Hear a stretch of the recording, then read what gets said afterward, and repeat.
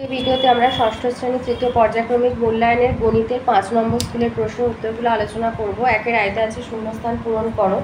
1:2 এর ব্যস্ত অনুপাত হবে 2:1। 2 আছে শূন্যস্থানে সত্য অথবা মিথ্যা লেখো। 1800 সাল লিপিয়ার হবে, এটা মিথ্যা।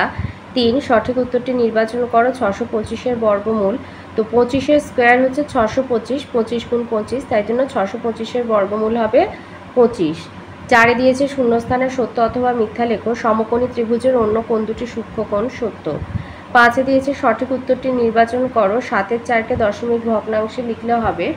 তো 7-এর 4 হচ্ছে সামান্য ভগ্নাংশ, তো তুমি যদি 7কে 4 দিয়ে ভাগ করো, একবার যাবে, 4 একে 4, 3 দশমিক বসালে শূন্য পেলে 4 7-এ 28, আবার 2, আবার দশমিকের জন্য একটা শূন্য, 4 5-এ 20, তাহলে 1.75 হচ্ছে অ্যান্সার, তাই জন্য এইটা। 6 দিয়েছে 0.2 সেন্টিমিটারকে মিটারে প্রকাশ করো, তাহলে কিলো, হেক্টর, ডেকা, মিটার, ডেসি, সেন্টি। তাহলে 1 মিটার সমান হচ্ছে 100 সেন্টিমিটার, তার মানে 1 সেন্টিমিটার সমান 1-এর 100 মিটার। তাহলে 0.2 সেন্টিমিটার সমান হচ্ছে 0.2/100। তো 0.2 এটা তো একটা দশমিক ভগ্নাংশ, এর মধ্যে একটা 10 আছে, তাই 2/10 গুণ 100, তা 10 গুণ 100 মানে হচ্ছে 1000। তাহলে 2-এর 1000, উপরে একটা সংখ্যা, এদিকে একটা শূন্য, তাহলে দুটো শূন্যর জন্য দুটো, এখানে যেহেতু কোনো সংখ্যা নেই তাই 2-এর বাঁদিকে দুটো শূন্য বসিয়ে তার বাঁদিকে এই একটা দশমিক হয়ে বসে যাবে, তাই হবে 0.002 মিটার। 7 দিয়েছে 70% সামান্য ভগ্নাংশে লেখো। সামান্য ভগ্নাংশ মানে যে ভগ্নাংশের একটা নির্দিষ্ট লব আছে আর একটা হর আছে, তাহলে লব ও হর বিশিষ্ট ভগ্নাংশকে সামান্য ভগ্নাংশ বলে। তাহলে 70% মানে 70-এর 100, তো 0 কেটে গেল, 7-এ 10। 8 দিয়েছে শূন্যস্থান পূরণ করো। বৃত্তের সবথেকে বড় জ্যাকে ব্যাস বলে। 9 চতুর্ভুজের 4টে কোণের সমষ্টি হচ্ছে 360 ডিগ্রি। আর 10 একটি সমবাহু ত্রিভুজের প্রতিসম রেখার সংখ্যা হচ্ছে 3টে। 2-এর আয়তে আছে যে সকল পূর্ণ সংখ্যার এককের ঘরের অঙ্ক 4, তাদের বর্গমূলের এককের ঘরের অঙ্ক 2 অথবা 8 হতে পারে। যেহেতু 2 2 4 আর 8 8 64, 4 আসে, তো সেই জন্য 2 অথবা 8 হতে পারে। 3 দিয়েছে 15:9 সমানুপাত 5:3। সমানুপাতে প্রান্তীয় পদ দুটির গুণফল ও মধ্য পদ দুটির গুণফল নির্ণয় করো। তাহলে প্রান্তীয় পদ একটা হচ্ছে 15, একটা 3, 15 আর 3 গুণ করে গুণফল বের করতে হবে, আর মধ্য পদ মানে 9 আর 5-এর গুণফল বের করতে হবে। তাহলে প্রান্তীয় পদ দুটির গুণফল হলো 15 গুণ 3 মানে 45, আর মধ্য পদ দুটির গুণফল 9 গুণ 5 45, তো সেই জন্য এরা সমানুপাতে আছে। 3 দিয়েছে 4 বছর 6 মাস 28 দিন থেকে 2 বছর 7 মাস 30 দিন বিয়োগ দিতে হবে। তো এইভাবে সাজিয়ে নিলে, যেহেতু এবার মানে ডান দিক থেকে বাঁ দিকে আমরা আসবো, দিনের হিসাবটা আগে করব। তো 28 যেহেতু 30-এর থেকে ছোট, তাই 6 মাস থেকে 1 মাস ধার নিলাম, তাই এটা 5 মাস হয়ে গেল। আর যে 1 মাসটা ধার নিলাম সেটা যখন দিনের ঘরে এলো 30 দিনে ভেঙে গেল, তাহলে 30 আর 20 যোগ করলে হয় 58। 58 থেকে আবার যদি 30 মাইনাস করি 28। মাসের ঘরে আসবে, মাসের ঘরে আসলে 5 মাস আর নিচে 7, 5 ছোট, তাই বছর থেকে 1 বছর ধার নেবে, তাই 4টা কেটে 3 হয়ে যাবে। আর সেই 1 বছর যখন মাসে আসবে 12 মাসে ভেঙে যাবে। 5 আর 12 যোগ করলে 17, 17 থেকে 7 বিয়োগ দিলে হয় 10 মাস, আর 3 থেকে 2 বিয়োগ দিলে হয় 1 বছর। 1 বছর 10 মাস 28 দিন। 4 দিয়েছে শূন্য ছাড়া কোন ক্ষুদ্রতম অখণ্ড সংখ্যা দিয়ে 588-কে গুণ করলে গুণফলটি পূর্ণবর্গ সংখ্যা হবে। তাহলে 588 মৌলিক উৎপাদকে বিশ্লেষণ করে স্কোয়ারে নিয়ে যাবে, তো স্কোয়ারে নিয়ে গিয়ে দেখা যাচ্ছে 3 বিজোড়ে আছে, তাহলে নির্ণয় ক্ষুদ্রতম অখণ্ড সংখ্যা হচ্ছে 3, মানে আর একটা 3 হলে এই সংখ্যাটা পূর্ণবর্গ সংখ্যা হয়ে যাবে। তাহলে নির্ণয় ক্ষুদ্রতম সংখ্যা হলো 3, যা দিয়ে গুণ করলে 588-কে গুণ করলে গুণফলটা পূর্ণবর্গ সংখ্যা হবে। 6 দিয়েছে কোনো বৃত্তের বৃহত্তম জ্যার দৈর্ঘ্য 10 সেন্টিমিটার। তো আমরা জানি বৃত্তের বৃহত্তম জ্যাই মানে হচ্ছে বৃত্তের ব্যাস, তাহলে বলেছে ব্যাসার্ধের দৈর্ঘ্য কত। তাহলে ব্যাসার্ধের দৈর্ঘ্য আমরা কি করে পাবো, ব্যাসকে 2 দিয়ে ভাগ করলেই আমরা ব্যাসার্ধের দৈর্ঘ্য পেয়ে যাব। আচ্ছা, 5-এর একটা অঙ্ক মানে বাদ গেছে, 5-এর ট্যাগেরটা চলে আসি। 5-এ দেখে এখানে 4:5 সমানুপাত, এখানে একটা তারকা চিহ্ন দিয়ে সমান /100 বলেছে। এবার বলেছে তারকা চিহ্নিত জায়গায় কত বসবে নির্ণয় করো। 5-এর অঙ্কটা বাদ যাচ্ছিল, তো তারকা চিহ্নিত পদটা হচ্ছে আমাদের এখানে তৃতীয় পদ। তো তৃতীয় পদ বের করার সূত্র হচ্ছে প্রথম গুণ চতুর্থ পদ ভাজিতক দ্বিতীয় পদ। তাহলে এখানে প্রথম পদ হচ্ছে 4, দ্বিতীয় পদ হলো 5, চতুর্থ পদ 100, তাহলে তৃতীয় পদ 4 গুণ 100/5, 100কে 5 দিয়ে কাটলে 20, 20 আর 4 গুণ করলে 80। এবারে 6-এর দাগে যেটা বলছিলাম যে বৃত্তের বৃহত্তম জ্যা মানে হচ্ছে বৃত্তের ব্যাস, যেটা হচ্ছে 10 সেন্টিমিটার। তাহলে ব্যাসার্ধ বার করবে, ব্যাসকে 2 দিয়ে ভাগ করে, তাহলে 10 সেমি ভাজিত 2 সমান হচ্ছে 5 সেন্টিমিটার। সাথে দিয়েছে একটি সমকোণী ত্রিভুজ আর একটি সূক্ষ্মকোণী ত্রিভুজের মধ্যে 2টি পার্থক্য লেখো। তো সমকোণী আর সূক্ষ্মকোণী ত্রিভুজের পার্থক্য: সমকোণী ত্রিভুজের একটা কোণ সমকোণ হয়, সমকোণ বা 90 ডিগ্রি হয়, আর সূক্ষ্মকোণী ত্রিভুজে কোনো কোণ সমকোণ নয়। আর সমকোণী ত্রিভুজে 2টো সূক্ষ্মকোণ হয়, আর সূক্ষ্মকোণী ত্রিভুজে 3টে কোণ সূক্ষ্মকোণ হয়। 8-এ দিয়েছে প্রতিসম রেখা কাকে বলে, আর একটি প্রতিসম ঘনবস্তুর উদাহরণ হচ্ছে লুডোর ছক্কা। প্রতিসম রেখা কাকে বলে তোমাদের গণিত বইয়ের 270 পাতায় রয়েছে।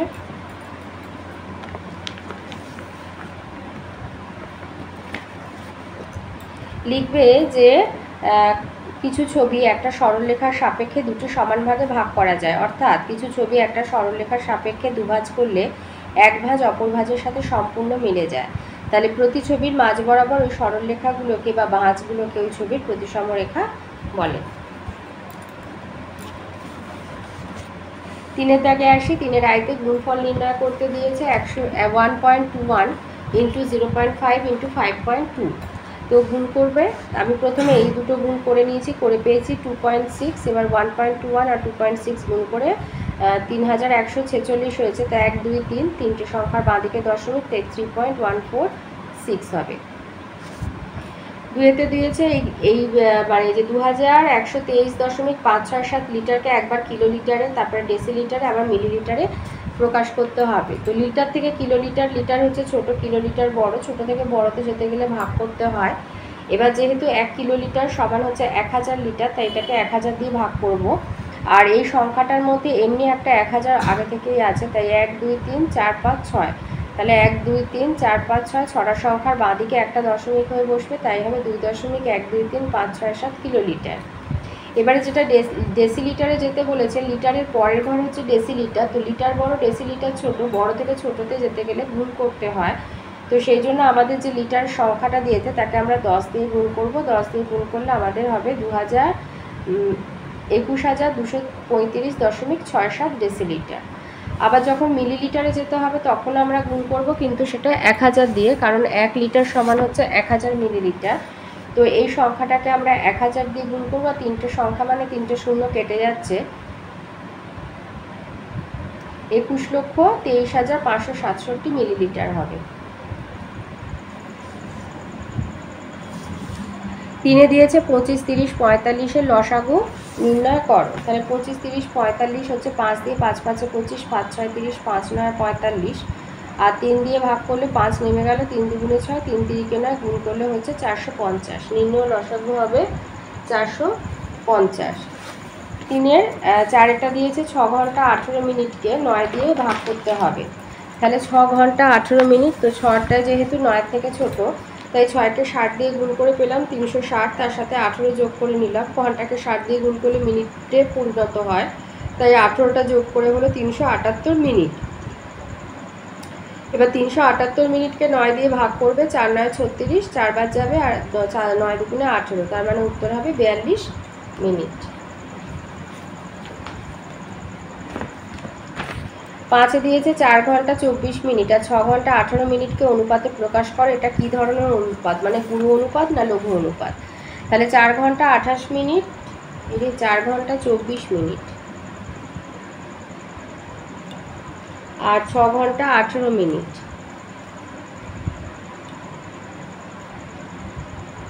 তাহলে এটা কাটাকুটিটা একটু ভুল হবে, 2 6 3 7 8,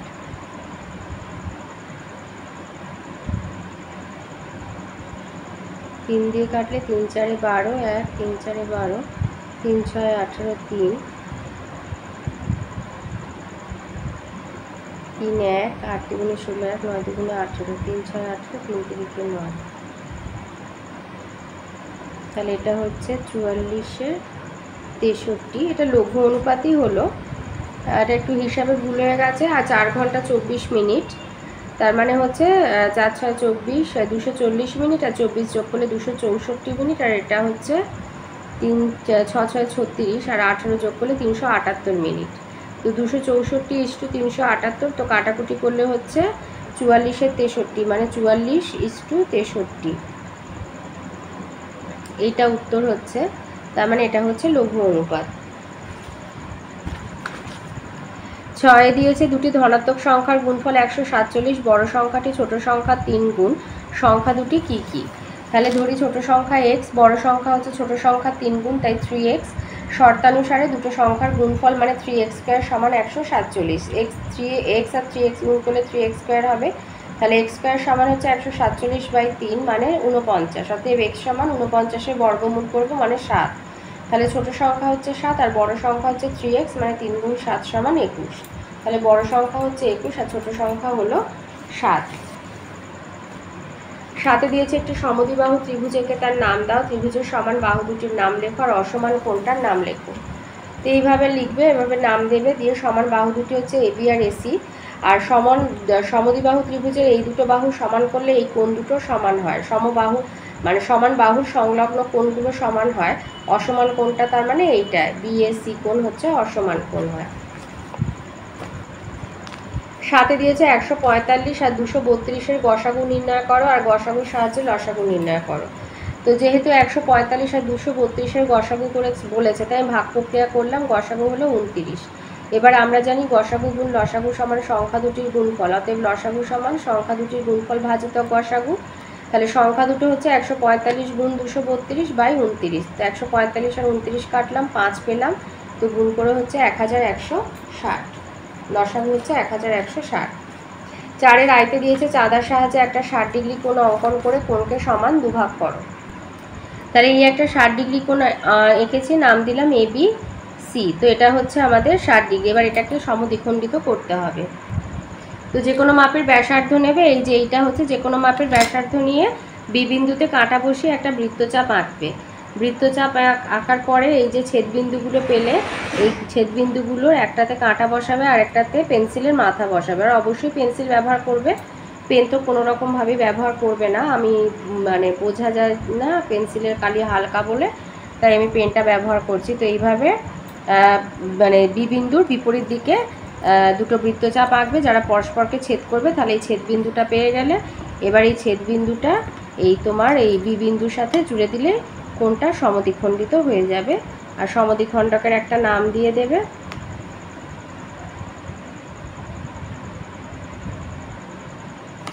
ধরো এখানে নাম দিয়ে দিলে এবিসি, ডি নাম দিয়ে দিলে। এখানে একটু দাগ হয়ে গেছে, তোমরা চেষ্টা করবে দাগ যেন কোনো না হয়, বা হলে মুছে দেবে। তাহলে এইভাবে এই কোণটাকে সমান দুভাগ করা হলো। 2-তে দিয়েছে একটা সরলরেখা অঙ্কন করো যার দৈর্ঘ্য হবে 8 সেন্টিমিটার, আর সরলরেখার বাইরের একটা বিন্দু থেকে সরলরেখাটির ওপর একটা লম্ব অঙ্কন করো। তো এই একটা 8 সেন্টিমিটারের একটা এবি সরলরেখা এঁকে নিয়েছি। এবার বাইরের একটা বিন্দু, ধরো এখানে রয়েছে একটা বিন্দুটার নাম দিলে ধরো ও। এবার এই ও বিন্দু থেকে এবির ওপরে লম্ব অঙ্কন করতে হবে। তোমাদের সিলেবাসে দু ধরনের লম্ব অঙ্কন আছে, একটা হচ্ছে সরলরেখার ওপরের একটা বিন্দু থেকে, আর একটা হচ্ছে বহিস্থ বিন্দু থেকে। তো এইটা হচ্ছে বহিস্থ মানে বাইরের বিন্দু। তো এইভাবে একটা বিন্দু নিয়ে এবারে এখানে একটা কাঁটাটা বসাবে এবং যে কোনো মাপের ব্যাসার্ধ নিয়ে একটা বৃত্তচাপ অঙ্কন করবে যেন সেটা এবি সরলরেখাকে দুটো বিন্দুতে ছেদ করে। এই দুটো ছেদ বিন্দু পেয়ে গেছো। এবার এখানে একটাতে কাঁটার একটাতে পেন্সিলের মাথা বসিয়ে এই মাপটা নাও। মাপটা নিয়ে এবার ও বিন্দুর উল্টো দিকে মানে আমাদের এইদিকে ও বিন্দু আছে, তার মানে নিচের দিকে আমরা এইভাবে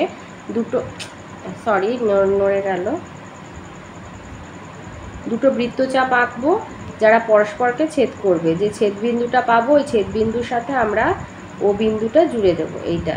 এই ছেদ বিন্দু পেলাম, এই ছেদ বিন্দুটার সাথে এই ও বিন্দুটা এইভাবে জুড়ে দেবে।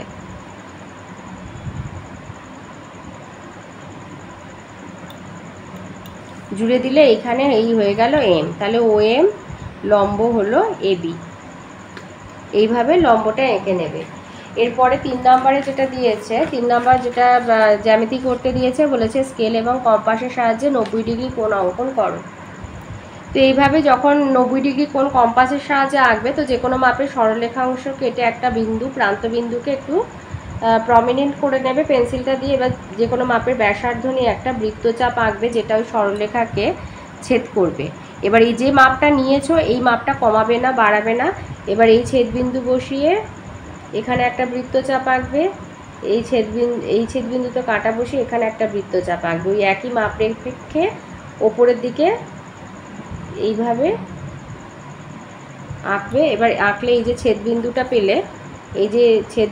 পেলে, এর সাথে এই বিন্দুটা জুড়ে দিলে 90 ডিগ্রি কোণ হয়ে যাবে। এবার একটা নাম দিয়ে দেবে,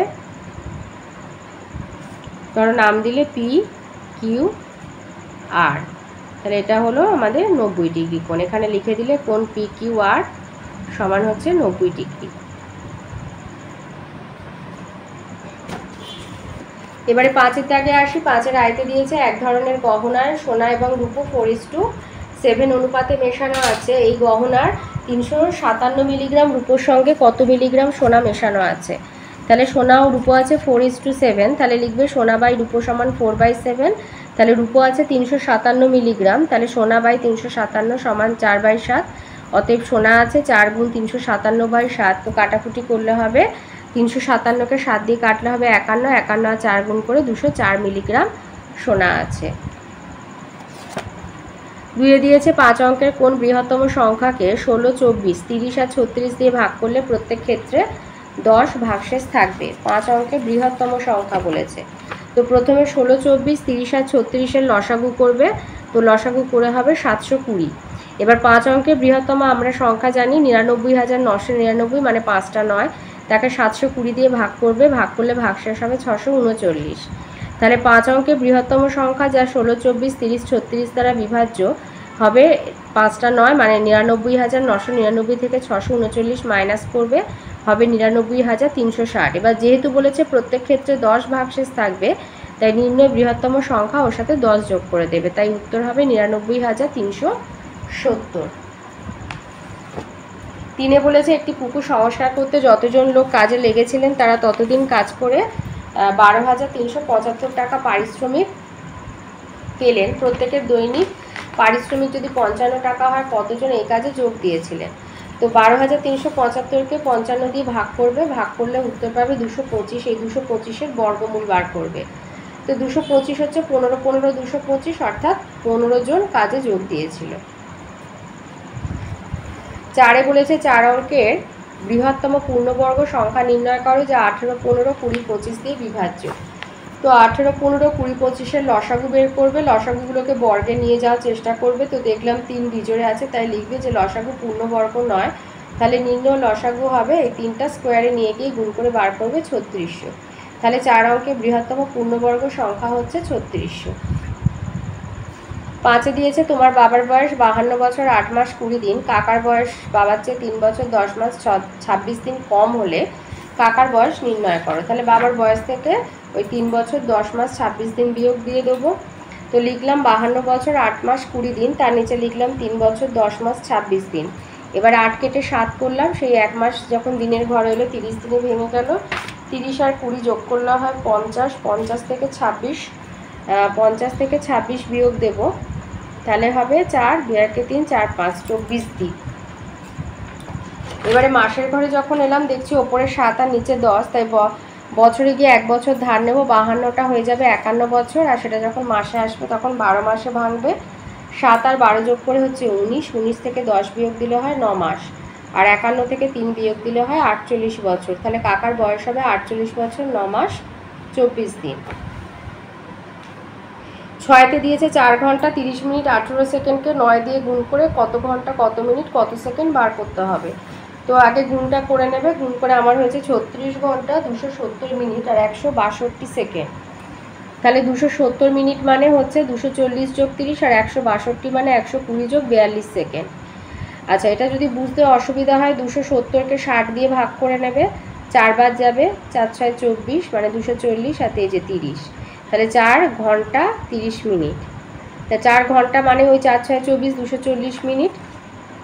তাই 36-এর সাথে 4 যোগ করবে, আর 120 সেকেন্ড মানে হচ্ছে 2 মিনিট 30 যোগ 2 আর 42 সেকেন্ড, তার মানে 4 ঘন্টা, এই 40 ঘন্টা 32 মিনিট 42 সেকেন্ড।